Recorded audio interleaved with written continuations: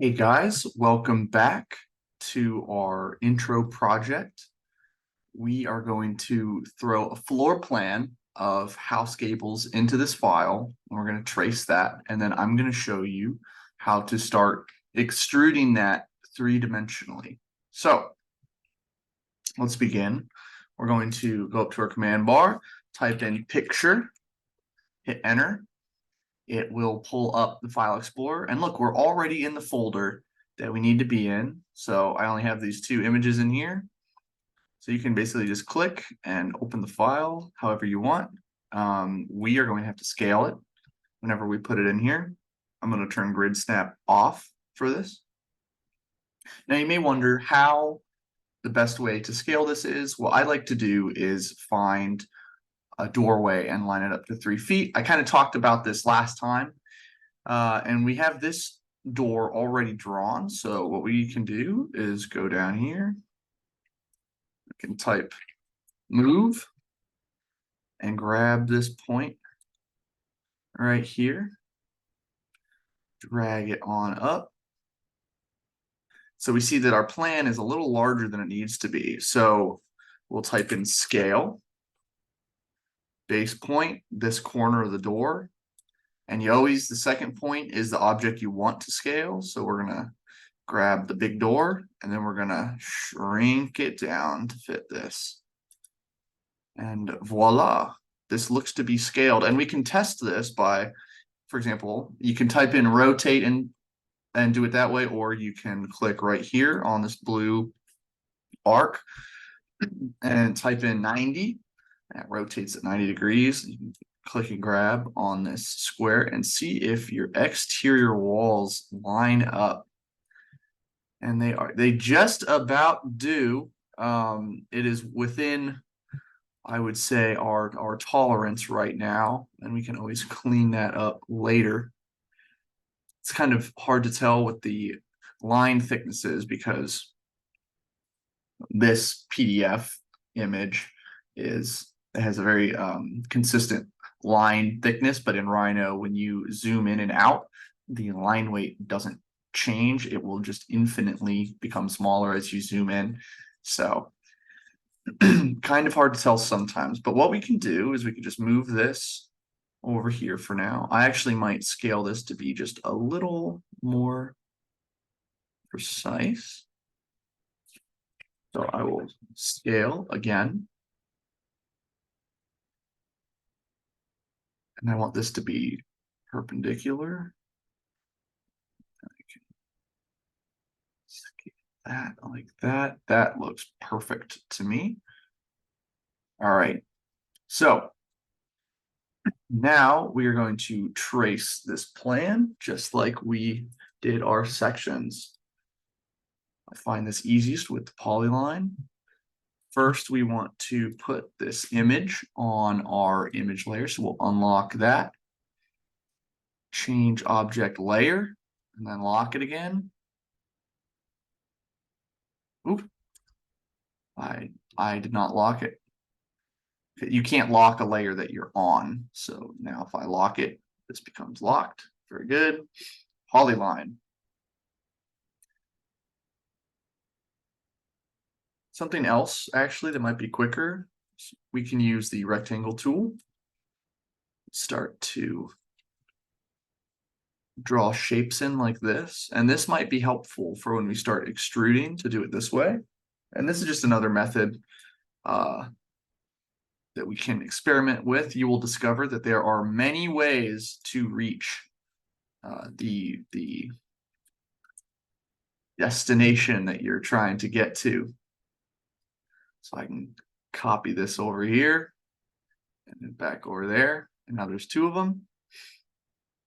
So that's pretty great. I accidentally doubled it up right there. So this looks really nice. And then what we can do is draw some more boxes for these walls.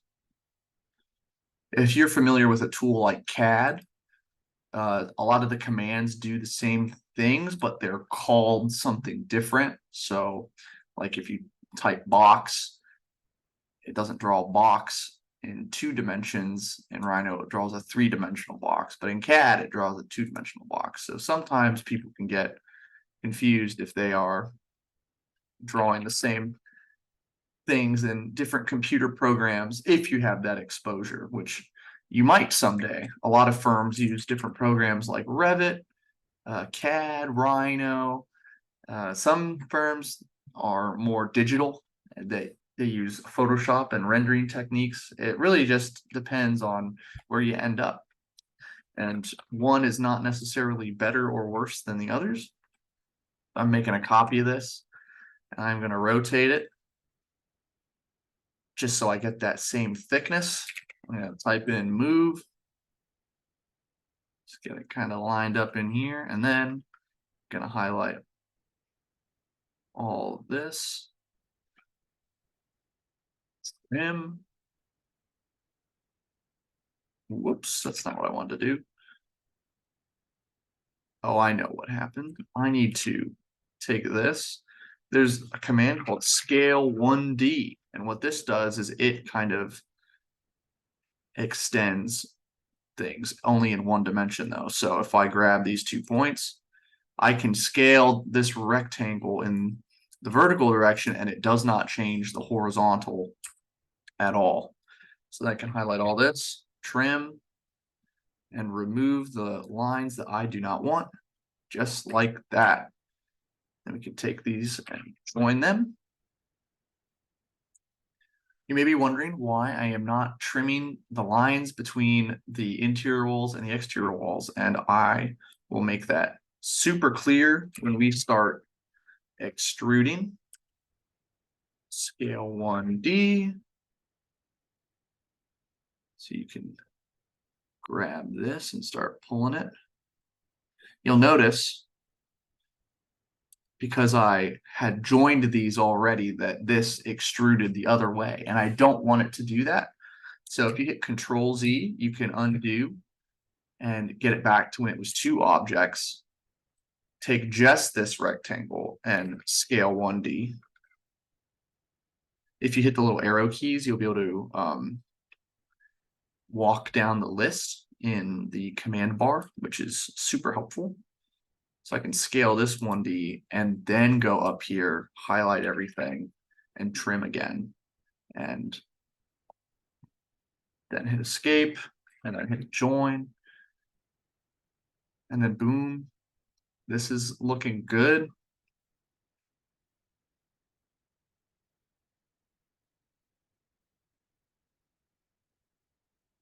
So sometimes you will catch mistakes as you are working, and just how you deal with them is super critical to your workflow.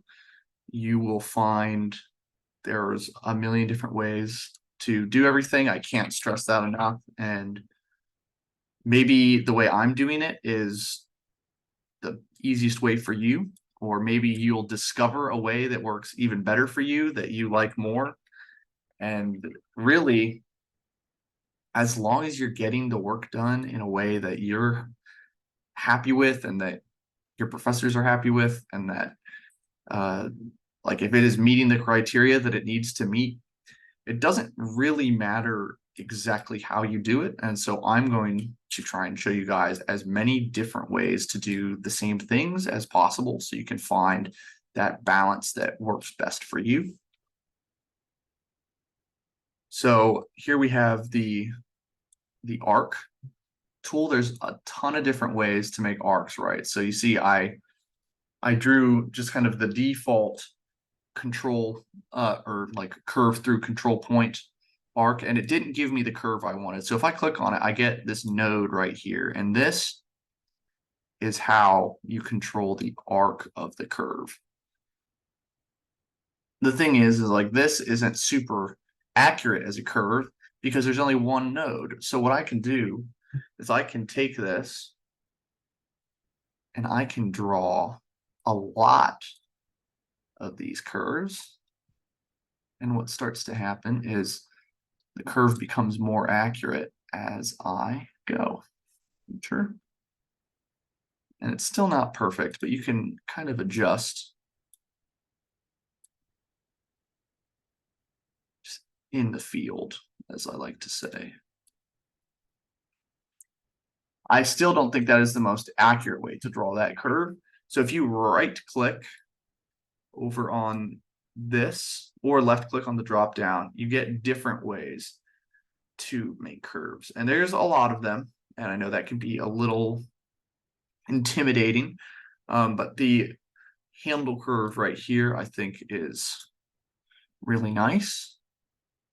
I think this gets a much cleaner, smoother curve. So that's what I recommend. And so what you can do then is we can type in distance, see what this distance is. That is 5¼ inches. Grab this, offset, and we want the distance to be 5.25 inches. And boom, it's close. So we're going to grab that, type move. We're just going to link this into our existing wall right here. And then we can take it, type mirror, hold that shift to get that solid vertical, and hit enter. Boom, we have that curve right here. And then I see it doesn't quite reach, so I'm going to grab both of these curves and I'm going to type scale 1D. It's already starting to autofill because I use it more than scale. And I can just drag that over and that will scale the curve accordingly to fit this spot. Scale 1D, I think, might be the most helpful tool that you will use in your everyday. All right, so we get this. And then we just draw a couple more walls and we'll be done. The plan is generally simpler than the section. I shouldn't say that, actually. It really just depends on the building, but this plan happens to be much simpler on this first floor, at least. Click these curves in here. Very nice. Join. And there we have it. I am going to just go to our 0.75 layer and draw these stairs in just so we have them. Might come in handy later. Now we have this stair drawn. It's just 2 lines, but we want our stairs to be kind of even. So we're going to type copy, and we're just going to drag these down so they are evenly spaced. And it might not quite line up with the lines underneath, but if it's got that really close spacing, then it will be fine for the purpose that we are using this for. All right, and then we're going to take our polyline again, click that, enter. I think I said this in the last video, but if you right click, it lets you repeat the command. That can just kind of speed up your workflow, saving you those extra seconds. Then we're going to take these lines right here. We're going to type mirror. We're going to pick the midpoint of this, and we're just going to mirror these over, and then we don't have to draw them. And then polyline one more time. And boom, okay. So now we have a plan traced and a section traced. What are we going to do with this? This is when I'm going to switch us into our perspective mode. Now, what we have are 2 sets of 2-dimensional line work projected onto a flat surface. What we can do is we can turn off the light bulb right here on the image layer and get rid of that. And we can highlight our section,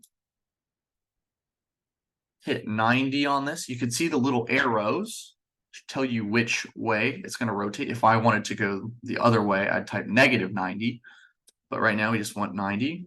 We can see that we've rotated this up. Now, what we want to do is we want to align these two things. So I can type move, grab where this ground plane meets this wall, and I can just drag it over to this corner. And let's see if that lines up. Look at that. It does. That's pretty great. So these are just lines. And what we can do is start turning them into surfaces and 3D objects. So there's a great command called planar surf. That, for example, if I had like this little, let's pick this as an example. This is a one closed curve added to selection, right? If I type in planar surf right there, hit enter, it's kind of hard to see. So I'm going to switch from wireframe to shaded. It takes the lines and it puts a surface, a 2D surface in between them. This is really, really important because now there is like an object in there. But this object is only two-dimensional. If you look at it in your like front or right view, it is still infinitely thin. So what we want are 3D objects. And so what we can do is take our closed curves and we can type a command called extrude curve. And what this does is this allows us to start pulling out three-dimensional objects from the line work that we've been using. So I am going to direct our attention to the command bar up top. There's extrusion distance, output, surface, direction, both sides, solid, no, delete input, no. These do different things, like delete input. Do I want the curves that I am extruding to be deleted when this object appears? I do not want that. Do I want this to become a solid object? I do want that, so I'm going to click yes. And just over here, I'm going to bring this wall up to right where that roof starts. And boom, all of a sudden, I have this wall. Now, the wall will always be the color of the layer that it's on. So it doesn't really have to do with the current layer that the lines are on. It's more about the current layer that you have selected over here on the right. So all of a sudden, you can start to pull closed line work together. So if I lock, for example, let's lock our red and black layers. I can come over here and I can grab some of these section lines and start joining them together. Hit join, highlight some more. Oop. Hold control and click something to deselect an object that you don't want. Grab all this and then hold shift to keep selected what you have already. Hit enter, shift, hit enter. So right now it says they're all an open curve, and it's going to be an open curve because our ground plane is kind of open to the void right now, and that is okay for all purposes. Let's get rid of that. Grab this, get rid of that again, and that, and hit join. And what we could do is we can type extrude, and this gives us in section a series of rooms that we are working with. Remember drawing this? Now these are open, as you can see, because down here, it just opens up. So a little trick I can show you is we can take a rectangle. Say we want the roof of the basement to be where this ends. You just kind of draw this rectangle underneath. We could type planar surf.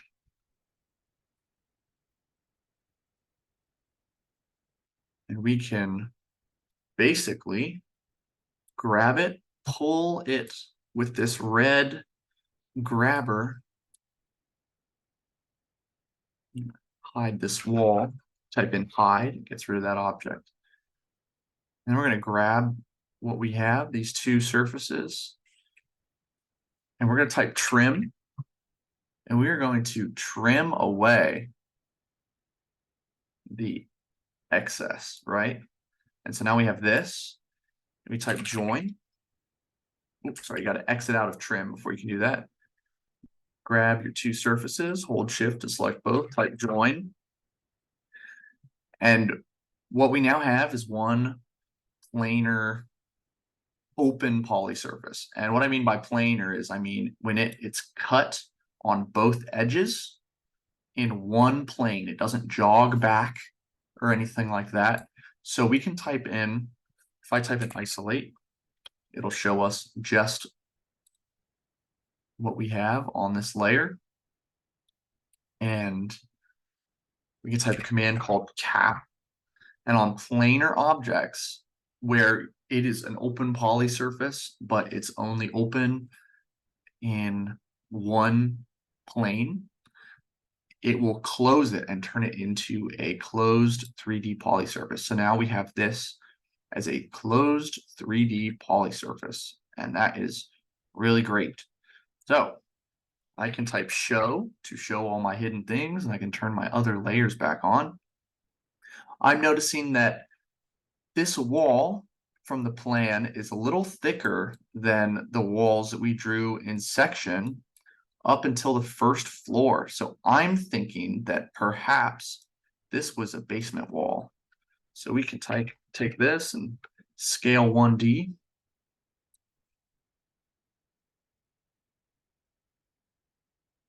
Bring this bad boy down to underneath here. And we can even copy it over and start to really just fill in this space. Now you have more sections to work with, and I don't know exactly how this house goes together, or if this is even one of the examples that you're going to be using for studio. You're going to have to defer to your studio instructor as to which building and which chunk that you yourself are going to work with. You're each going to have different fragments from what I understand.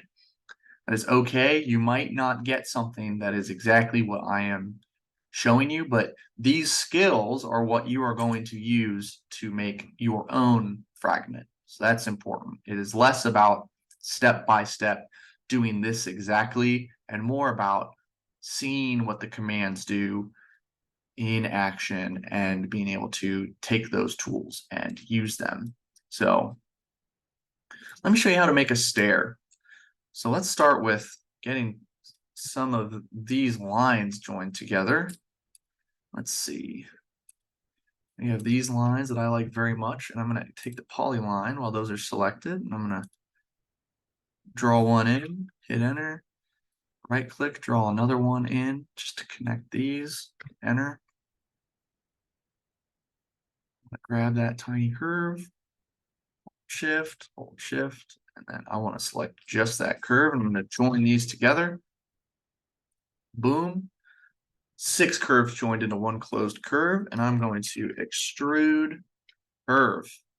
And we're just going to give some height to this thing. Let's take it up to the second floor. Now, so we have some steps.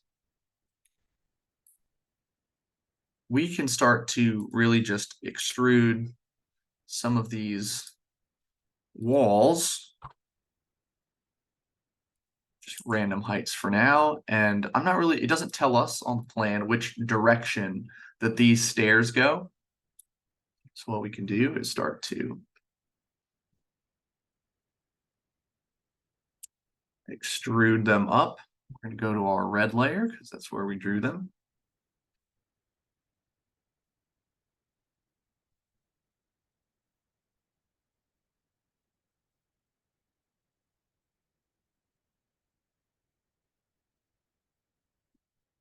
Just real easily, just connecting these stairs together. You'll notice that these did not quite line up the way we had them drawn. So what we can do is, let's see, join these together. You want our red line there. Remember how you use pulling from the left or the right to select lines differently. Hit join, scale 1D, and boom. The average step varies in height, but I think it is a safe assumption to say that about 7.5 inches is a normal-ish stair.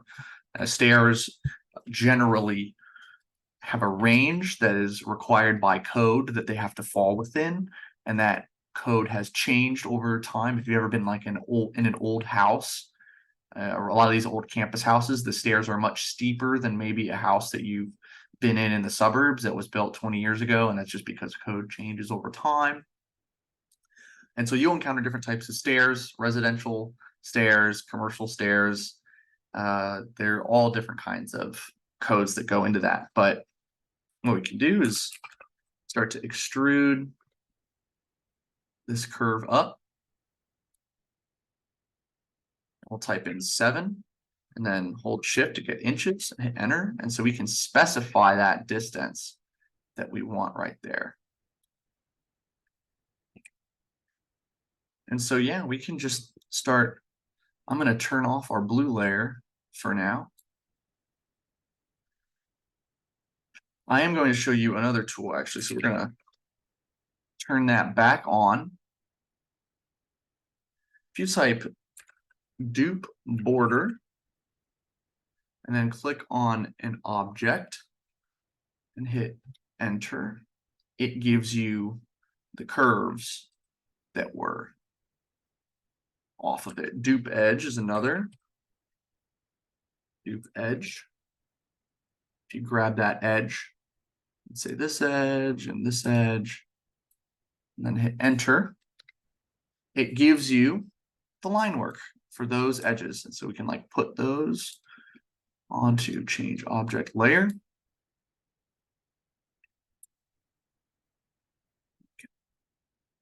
Turn that off, and aha, look at this. We can use the scale 1D tool to start to get these lines. Extend is another great one for this. Type in extend. Select the boundary object as these curves right here. Hit enter and then just select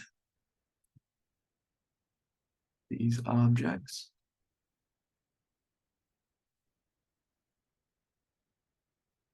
And that'll bring them to the edge.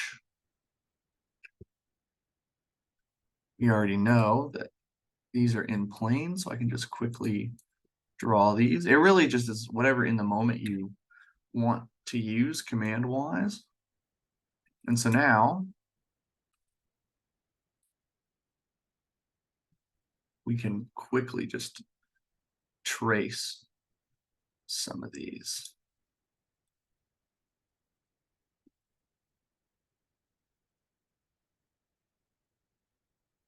I want this to be 7. Copy it up. There's a bunch of different ways to build stairs. So you can like keep these filled in, or you could hollow them out when you start to build them. But anyways, back to commands.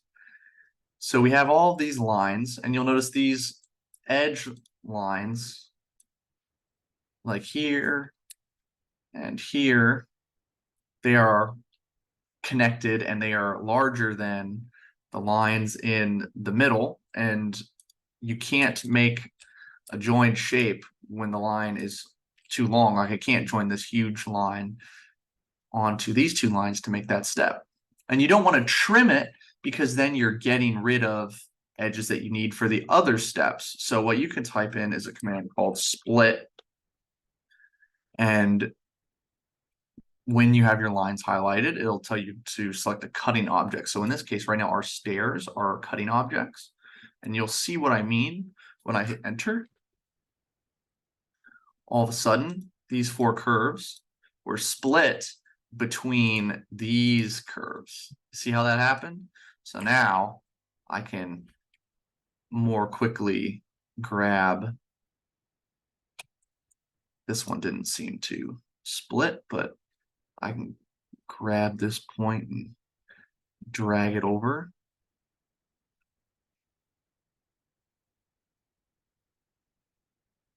So our curves were split amongst the stairs so that we can a little more gracefully join these stairs together.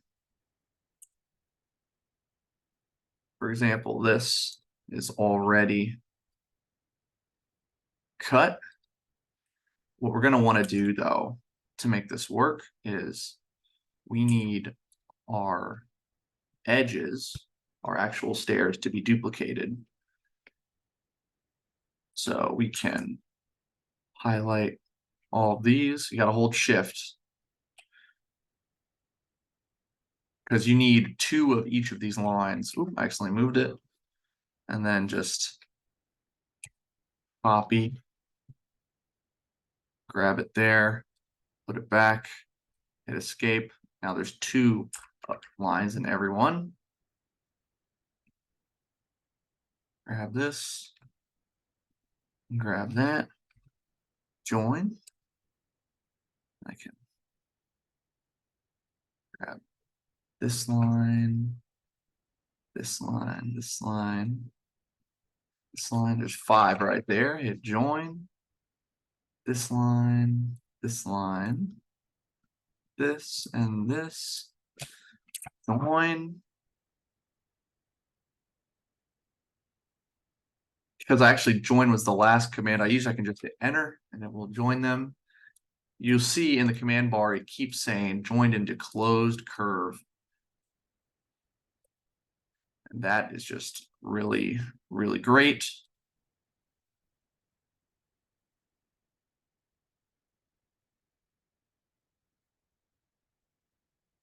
And you'll see this and this need to be split. They have not been split yet. So type in split. Select our cutting lines. Enter, and then we get our separate lines. Hold Control to deselect your previous stair. Type in join. It might get a little repetitive. Ooh. Looks like one of our lines disappeared right in front of our eyes. Oh. Let's see what happened there. Join. That is really strange. That is just a little glitch. So we're going to draw that back in. Oh, I'm sorry. I hit escape instead of enter.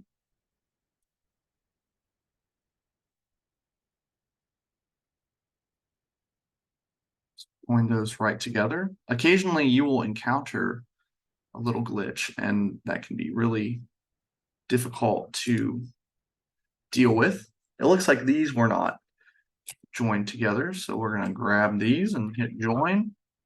Unable to join curves. All right, we get to start playing around with troubleshooting. So this is a big deal. When you are making things in Rhino, sometimes it's just not going to cooperate with you, and that is okay. So we have some ways to kind of troubleshoot around. We can hit isolate and it will hide everything except for what we're looking at. And we can just kind of, if we hit ZSA, this makes this the center of our zoom. And we can just look around and see what about this is not cooperating with us. For example, I can delete this line altogether and draw a new one. Hit enter and type join, and boom, that seemed to fix it this time. Sometimes you're just going to need to get in here and start editing and troubleshooting errors, because that will just happen, and hopefully it won't anytime soon. But when you come to a point where you don't know how to fix a problem, you have many classmates around you who can help you, as well as 4 wonderful GAs who are very smart. And of course, you can always ask me for help as well. I will always try and do my best to answer your questions. Remember, I will be in every Thursday to help. Type show, you get all your stuff back. It looked like there was just a random curve in there that was not cooperating. Like this one as well has an open curve that looks like it didn't quite close, so we can grab that. And then hit join. And then that's a closed curve again. Yeah, so we can just keep on chugging away. Some of these lines, it looks like, did not get duplicated. And sometimes that will happen. Join. Join.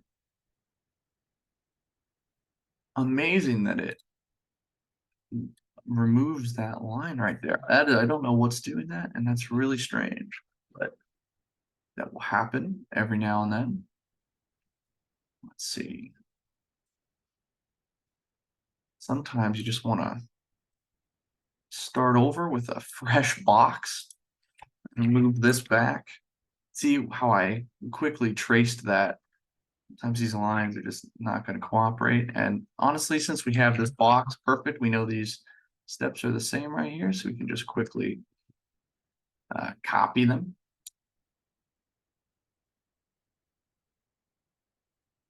Delete our duplicate lines. A great tool is called Cell Dupe. And what this does is it will highlight any line that is duplicated when there's 2 lines in the exact same position over top of each other. It just knows. And so you can type that in and delete all the duplicate lines you have. So what we want to do is we're going to select all our lines right here. We can deselect our objects. And we're going to type extrude curve, and we want these to be solid. Let's just make them all that 7 inches we talked about. It looks like this one came out a little funny. So what we can do is just, again, quickly, sometimes we'll just have a funny thing happening. Extrude that down to get that same height, and then we're good. So we can start just grabbing these and moving these up to make our winding stairs.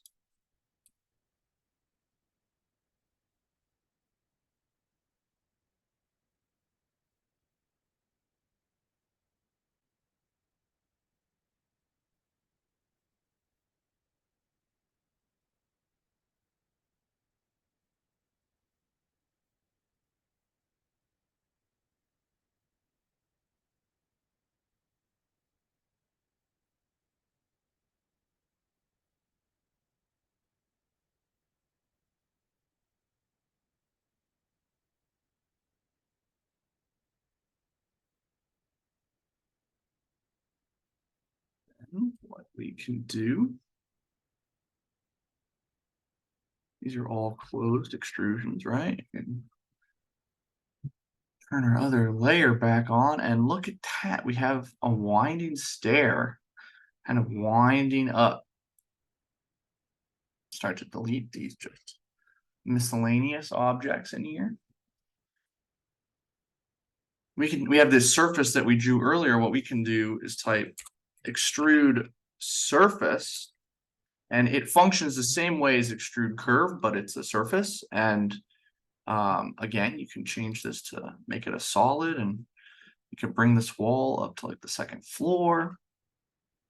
I am curious what our floor height is in section.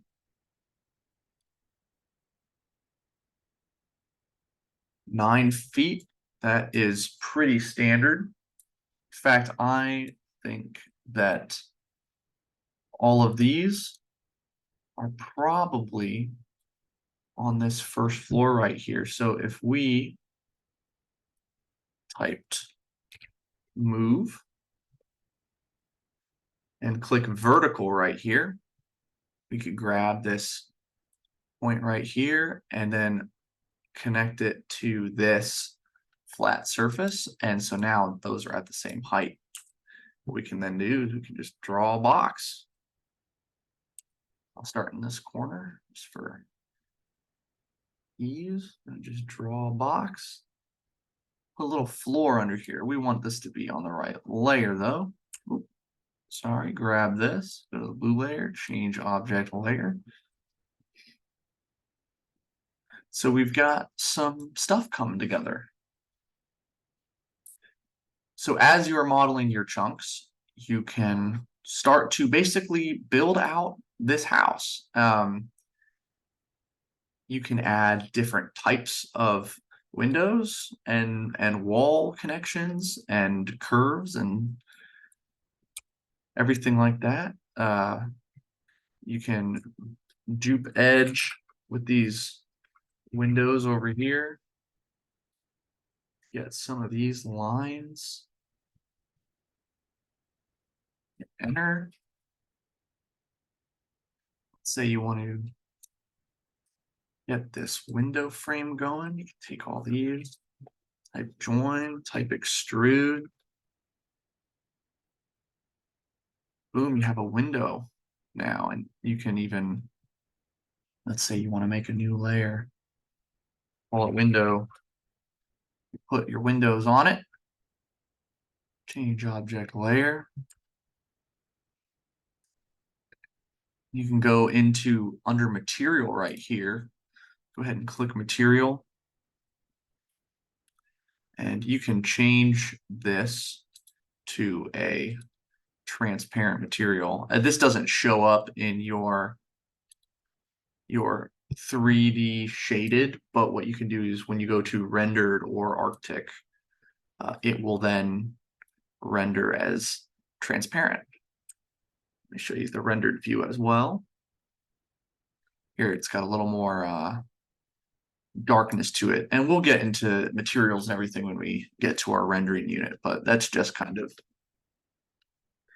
an example. For example, in shaded, you can just change the layer color to something that makes you think of a window. Maybe it's dark purple, and all your windows will be dark purple. So I do want to clarify that this is just one example of a chunk, and that your chunk is going to be completely unique from this. I imagine you're each going to be doing different fragments. So just to be clear, like, it is great if you follow along with this exactly. But if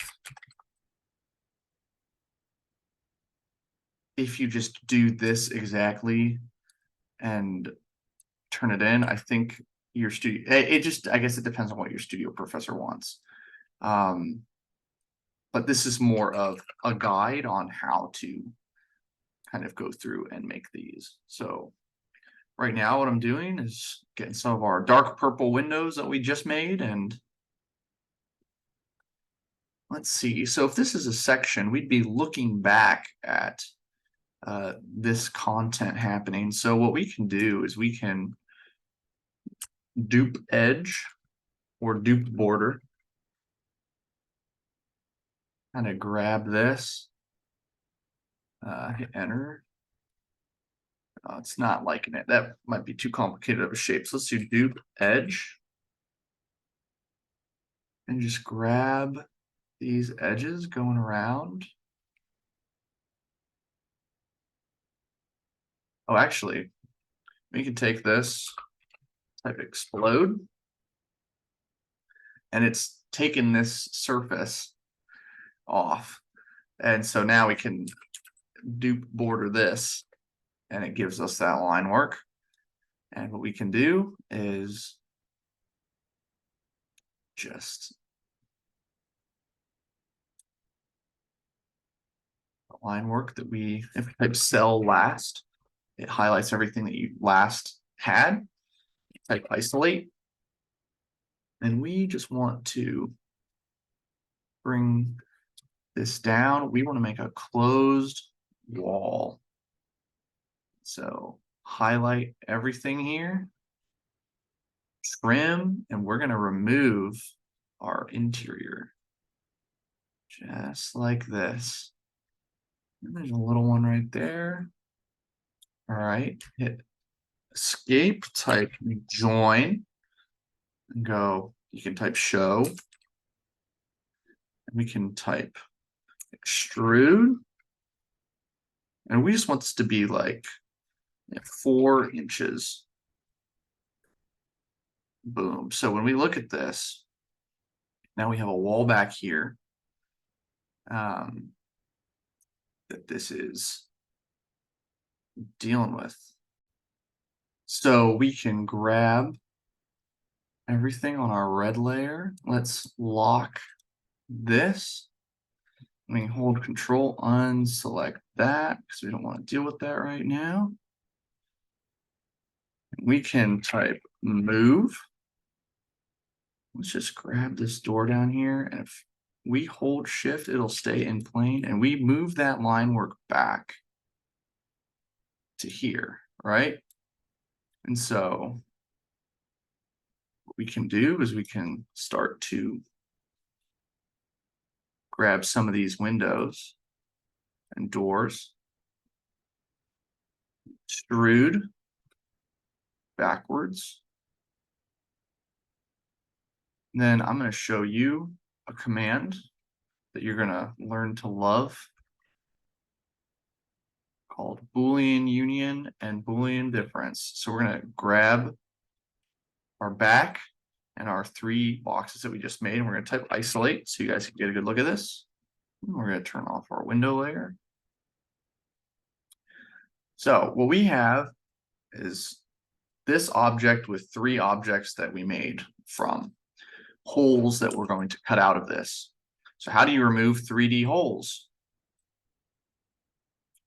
What you can do is take this object, you can right click over here, Boolean union and Boolean difference are these 2 commands. What Boolean union does is it combines things together into one object, right? And Boolean difference does the opposite. So we can take that, go over to type Boolean difference, or you could type it in. And then we want to remove these 3 boxes. And then boom, all of a sudden we have our door and windows. We hit show again. And you see that? We have our window and doors. Very nice. We can even go into our window layer and start to make our frame the same way. And we grab these curves, type planar surf,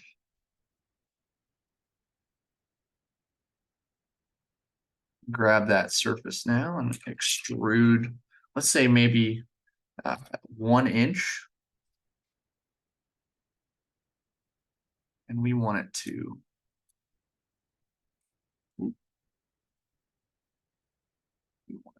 grab that.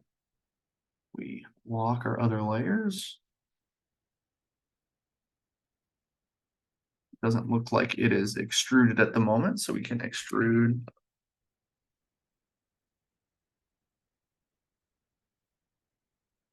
Oh, I'm sorry, extrude sir. That's what's wrong. Grab this, enter. You do 1 inch, and then boom, you have a window frame. We can do the same thing over here. So what we do, take our 2 lines, planar surf, then grab it, extrude surf, 1 inch, and boom.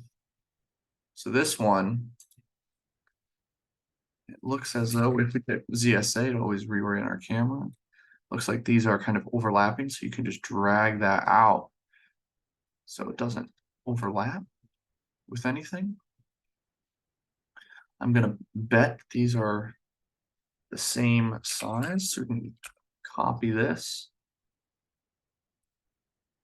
bring it over here and take a look. Look at that. It is. Well, it's not quite. But what we can do is we can take it, scale 1D, and then scale 1D again, this time vertically. And look at that. Boom. And we did forget this window when we were Booleaning earlier. That's a tough word to say. So we're going to draw a rectangle. Oop. I forgot we have to use a polyline if we are in 3D. Draw this box real quick. Oop, not what I wanted. This. Extrude curve backwards and take our wall, Boolean difference this out, and boom. So it's looking to me like this chunk is maybe the back wall of house gables that we're looking at. So what we can do is we can start to move some stuff around on here. We can take this and we can start to just move this chunk back here.